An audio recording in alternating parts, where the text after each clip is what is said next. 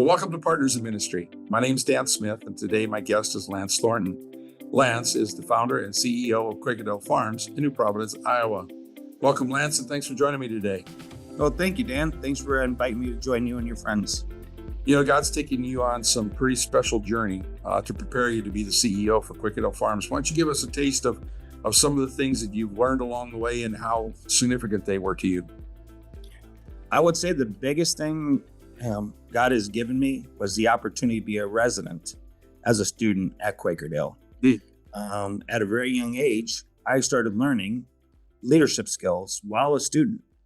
I'd like to say that what prepared me to be the CEO of several companies was my work experience, but that work experience came because of the foundation that Quakerdale gave me between faith, work principles, and ethics, as well as the ability to publicly speak in front of the church, in front of their annual meetings, friends meetings, and stuff like that. So that saying, I really thank the Lord for giving me the opportunity to be at Quakerdale, as we call it, one of the Quakerdale kids. I remember, Dan, as a 12-year-old up to I was almost 16, mowing the lawn at the local Friends Church here in New Providence.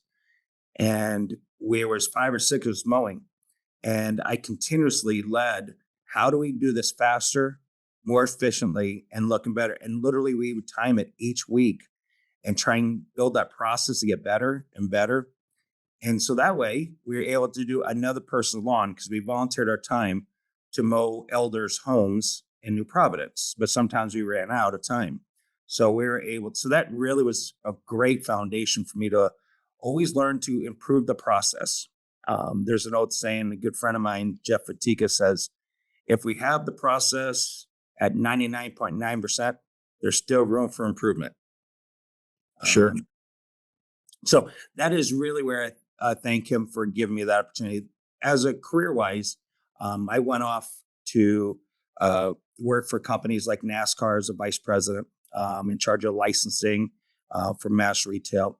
Then had a very successful career at Valvoline Oil, and I was a senior vice president on one of their divisions.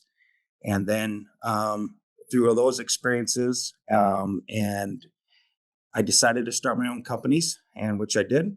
And one thing that made me successful was my faith and giving great benefits to great people and believing in them, and always making sure I hired the right people for the right job to sit on the bus with us at the journey. Sure. You know, when you're successful in business, like what the Lord allowed you to do, you have the opportunity to also be influential in people's lives and community lives. And I know you took advantage of that because of some of the humanitarian awards that you had. Give us an example of some things you were able to do that got recognized from a humanitarian standpoint.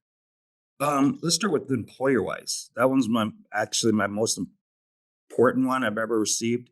The state of Pennsylvania recognized me as Employer of the Year. I think it was 2015, 2014, for my commitment to hiring young adults with disabilities, not really like physical disabilities. We really focused on sight, hearing, and so we made augmentations and large investments. And I loved it because one of our students who actually nominated me, not students, and I apologize, one of our employees who nominated me for this through her division at the state of Pennsylvania, she's deaf, both ears, and she became, the first job I gave her was receptionist. Interesting. Okay. Yes. And I knew she could do it. We gave her the tools. I always tell everybody, I'll give you the tools to do the job, and I'll give you the support. So her first job was the receptionist, and she ended up becoming our office manager and became very successful within our organization. She grew up really quick within it. Senator Blumenthal from the state of Connecticut gave me a humanitarian award for my commitment to youth and families and helping them. And also the Yale University in Connecticut also gave me a humanitarian award for my commitment to helping underserved communities within the East Coast, and focusing really on youth, making sure they had food, making sure they had job opportunities, and also mentoring. Yeah. You know, So those are there's a phrase out there that says some of our greatest success are followed up by greatest challenges. As you look at, all the positive things that happened along in your career, what were some of the challenges that God brought your way that were also used to shape you? I would say daily challenges. He never gave me too much I couldn't handle, but he gave me enough to learn every single day to be better. And so I would say that that's what he gave me. Sure. As you take a look now at coming and building this new organization called Quakerdale Farms, the traditional Quakerdale campus here in New Providence, who are the people that you're kind of looking at to serve through this business of Quakerdale Farms? Well, don't be surprised when I say youth and families. That is my mission in life, is to provide fun, excitement, mentorship, as well as helping youth and families reach the next level. Um, I have a saying that I truly live by: without profit, there is no charity. Mm. Okay. And so don't be afraid to make lots of money, because that's just going to give you a lot more to give. Sure. And so I am really looking forward to Quakerdale serving the community, serving the state, serving the United States and other countries as a place where people can come with their families, or as just couples, and enjoy the campus here, and build memories. Quakerdale built a lot of great memories for me, um, very good memories, very profound part of my life. And it was a place that never left me. I might have moved out of campus, but it never left me. And so that's my goal, is to bring it back to its founding principles. Didn't divert. Quakerdale has never diverted from their mission. That was a great part about Quakerdale. They kept their mission going. And then when people put roadblocks in front of them, they did what I believe is, you're just an obstacle. And the foundation was formed, and now today, the foundation is able to serve many more kids and families than ever they can imagine, just in different ways. And that's what we're doing here at Quakerdale, is we're going out there doing the exact same thing that this was founded for, is teach faith-based ministries and teaching youth faith, farming, being good citizens and good husbands, and within the community, serving them. And so that's what we're going to be doing here. We're just doing it in a different way. We're doing it in the year 2024, just a little bit different than they were doing 173 years away. Yeah. Yeah.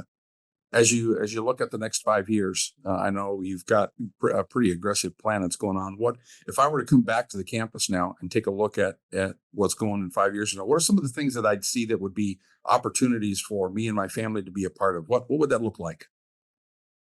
Well, hopefully you'll pack your bags for a full week. Okay. We'd love to have you and your family and your grandkids and your neighbors join you, people within your community and your church.